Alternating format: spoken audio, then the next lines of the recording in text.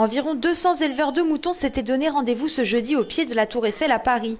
Venus depuis les principaux départements producteurs, les bergers ont fait le déplacement, accompagnés de 300 brebis.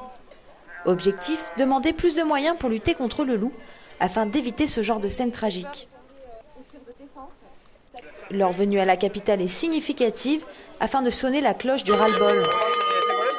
Aujourd'hui, les éleveurs ici sont présents avec leurs brebis pour montrer aux Parisiens d'abord, mais aussi surtout au pouvoir public, pour dénoncer l'incompatibilité de la présence du loup dans les zones d'élevage. On demande au pouvoir public d'être plus rigoureux dans l'application du plan loup, de mettre vraiment en place les mesures nécessaires pour prélever des meutes entières pour réduire de façon significative la pression du loup dans les zones d'élevage et si possible de le réduire à son plus bas niveau et éventuellement d'amener les loups dans les zones où il n'y a pas d'élevage.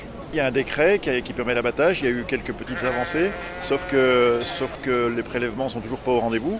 La chasse du loup, la traque du loup est quelque chose de très difficile parce que le loup est un animal très intelligent, donc il faut y mettre des moyens considérables, il faut organiser des battues. L'élevage en plein air est en péril et les environnementalistes feraient bien de s'en préoccuper parce que en voulant à tout prix maintenir le loup dans les zones d'élevage, les écologistes aboutissent à un résultat inverse auquel ils voudraient arriver, c'est-à-dire que les éleveurs, pour se protéger, finalement se disent moi je ne vais plus élever mes animaux en plein air, je vais les élever en claustration. Donc voilà, c'est pas le but recherché. Et en même temps, sur un plan environnemental, la montagne, les zones d'élevage, elles ont besoin d'être entretenues et si elles sont vivantes, c'est grâce à l'élevage. En 2014, ce sont 8000 brebis qui ont été tuées directement ou indirectement par le loup, un chiffre en augmentation par rapport à 2013. Beaucoup d'éleveurs pensent qu'il faut faire un choix entre l'élevage et le loup. Je suis agricultrice avec des vaches et plus des brebis parce que mes brebis sont parties. J'ai vendu mon troupeau de brebis suite à des attaques, suite à tout ça. J'ai pris la décision douloureuse de vendre mon troupeau de brebis. Les premières attaques ont eu lieu en 2011. J'ai perdu 37 brebis. En 2012, j'en ai perdu 26.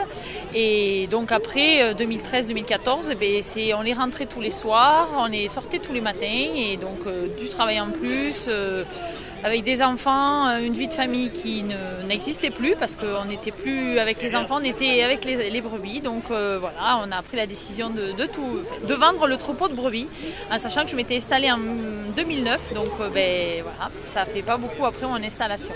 En 2012, quand il a fallu que je me fasse rembourser, j'avais donc la perte sans les brebis mortes, donc parce que les brebis mortes étaient remboursées, ça représentait environ 15 000 € de pertes autres que la brebis morte.